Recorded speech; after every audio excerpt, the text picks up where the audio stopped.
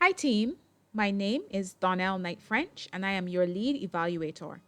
The purpose of this interactive training video is to explain the evaluation process that will be applied to the United Schools Global Group of Schools. The learning objectives are as follows: to apply specific quality standards to the USG evaluation process, and to develop a high level of familiarity with the USG evaluation plan, expected findings based on the evaluation, technology to be used to facilitate the evaluation process, and evidence that can be used as a basis for making recommendations. Now, let us look at some background information on the USG group of schools. Now, United Schools Global is an international group of schools, and traditionally each school was operated independently. However, 6 years ago, in a bid to consolidate operations, the United Schools Group was born. Now, as it relates to the secondary schools, the mode of instruction changed from face to face to blended, and classes were now cross cultural in nature. To illustrate, a teacher located in Barbados would be in a physical classroom with students from Barbados, while the students located overseas would join classes via Zoom. This meant that in each class, there was a mixture of Caribbean, American, and Canadian students. Now, although we will work as a team to describe the program together, here is a preliminary program description. The program to be evaluated is referred to as the Secondary School Aligned Curriculum. And the reason for the development of this curriculum was to allow for similar courses offered in the three countries mentioned to be grouped in a way that would result in one course being developed to satisfy state and exam requirements in those regions. For example, the grade 10 English syllabus was adapted so that it could apply to the three regions mentioned. This meant that where three teachers were needed, one per region, only one teacher would now be needed. And the subjects offered include foreign languages, English, sciences, physical education, mathematics, business studies, and social sciences. The aim of the aligned curriculum was to effectively share teaching and other resources across campuses while continuing to provide a high standard of education for students.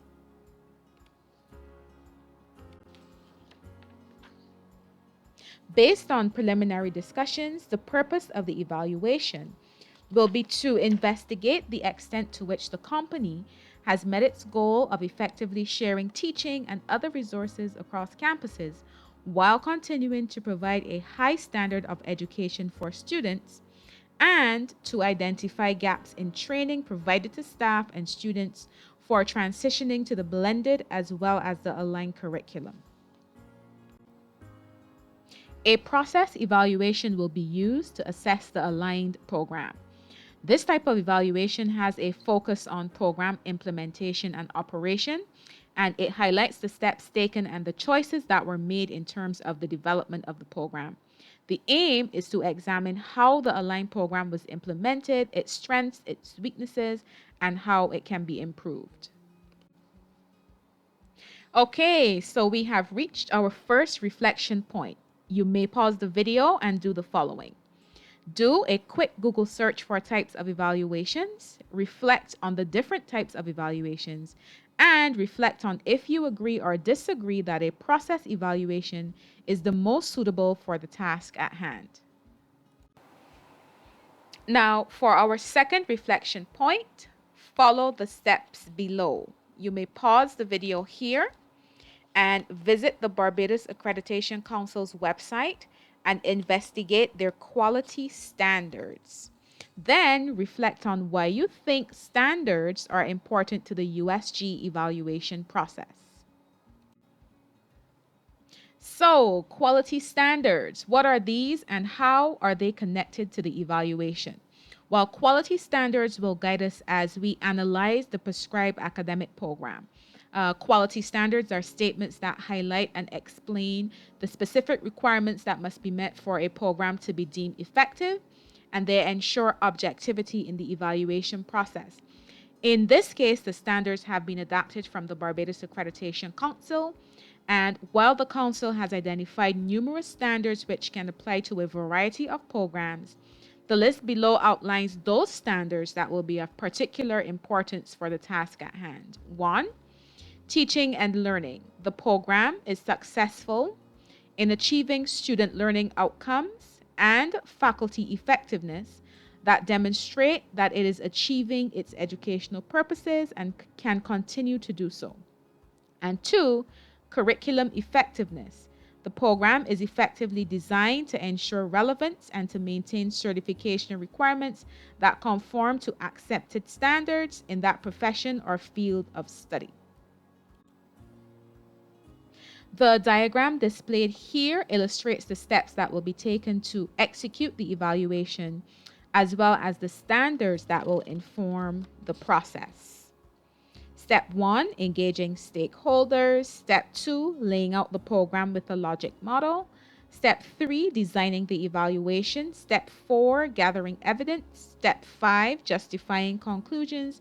And step 6, sharing results and lessons learned. So let's take a closer look at each of the steps involved in the evaluation plan.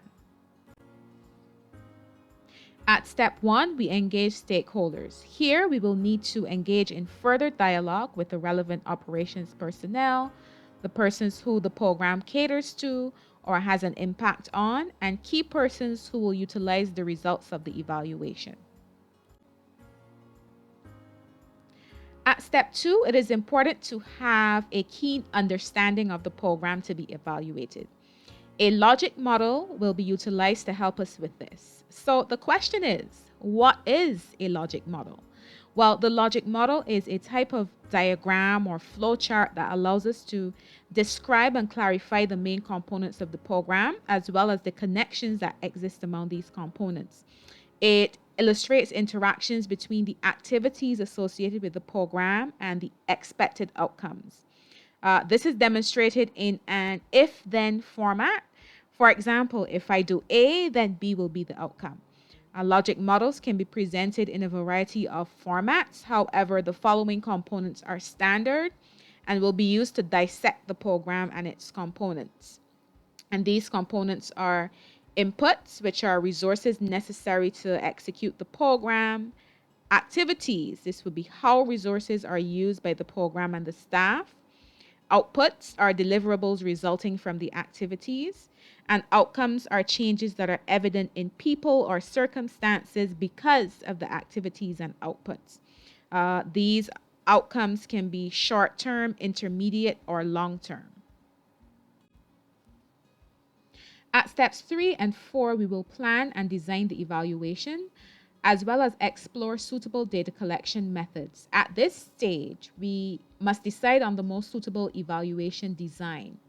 For this evaluation, we will be using a non-experimental design, and the rationale for this is that we cannot manipulate the subjects. Therefore, we must use methods such as surveys and interviews. Here, we also focus on the following: evaluation questions, data sources, and data collection methods. We will populate the table displayed on the slide, and when populating the table, it is of prime importance to ensure that the evaluation questions are based on the purpose of the evaluation. It is also important to ensure that the data sources and the data collection methods are appropriate for answering the evaluation questions. The table displayed here demonstrates the relationship that must exist between all the elements in the table. For example, if a concern expressed was that teachers felt that training for the blended environment was inadequate, then a possible evaluation question could be, to what extent were teachers trained to transition into the blended teaching environment and to execute international curricula? From here, the data sources need to be adequate for answering this question and could include data from surveys distributed to staff about training provided. Naturally, the data collection method would be via surveys, and therefore each element in the table must be linked. And notice how all the elements here are centered on training. Okay, so we have reached reflection break number 3. So you have been given a preliminary concern. Consider how you would populate the table displayed here to ensure that all the elements in the table are linked. When we meet, we will finalize this table together, so it is important to familiarize with this process and how everything is linked.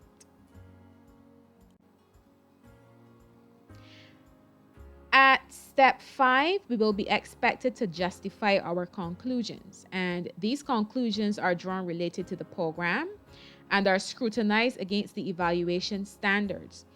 Conclusions are acceptable when they are connected to the standards and the values the stakeholders have established.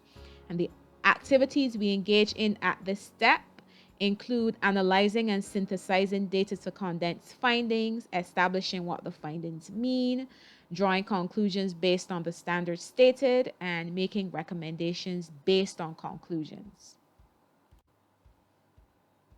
At step 6, the findings of the evaluation are shared. And when we meet, we will finalize a strategy for sharing the findings of the evaluation. The options now are stakeholder follow-up meetings and reports presented in narrative form. Anticipated findings based on preliminary discussions with stakeholders include inadequate change management efforts and poor program planning, difficulty with adapting face-to-face content to the e-learning environment, lack of skills among teachers where technology-enabled pedagogy is concerned, and lack of skills among students in relation to technology-enabled pedagogy. Technology will play a key role in executing this evaluation. The following tools will be utilized, so you should familiarize yourself with them. And one is conference software, for example, Zoom. Conferencing software such as Zoom will be used to facilitate virtual stakeholder as well as our team meetings. Considering the COVID-19 pandemic, physical meetings may not always be possible, and conferencing tools will be used in such cases. We will also utilize SurveyMonkey, and this is an online survey tool that will be utilized to create online surveys, virtually disseminate the survey, and export data to QDA Miner. And this will help us to ensure that collecting data from participants is as convenient for them as possible and can also improve the response rate and response time in terms of our surveys. QDA Miner will also be utilized, and this is a data analysis software tool which can be used for qualitative and mixed methods research. In this case, it will be used to display qualitative data collected so that it can be easily manipulated, to code data so that recurrent themes can be seen clearly, and to assist with creation of charts and reporting results. Google Docs will also be used for sharing information and collaborative report writing among our evaluation team. In terms of evidence on which recommendations will be based, in terms of inadequate teachers training, evidence will include training documents and materials, data from surveys distributed to staff about training provided, interviews with recipients of training, observation notes based on recipients of training in action, samples of course content designed by teachers. With lack of students training, the evidence will include training documents and materials, data from surveys distributed to students about training provided, surveys distributed to collect additional information about training provided, and observation notes based on recipients of training in action. With respect to poor program planning, interview and survey data from operations personnel, teachers, and students, as well as planning documents used to guide the design of the aligned curriculum, will be utilized. This brings us to the end of the training video. Remember to bring your reflection notes and questions to our first meeting. I look forward to working on the evaluation team with you and to finalizing our evaluation plan, as your input in the planning process is very important.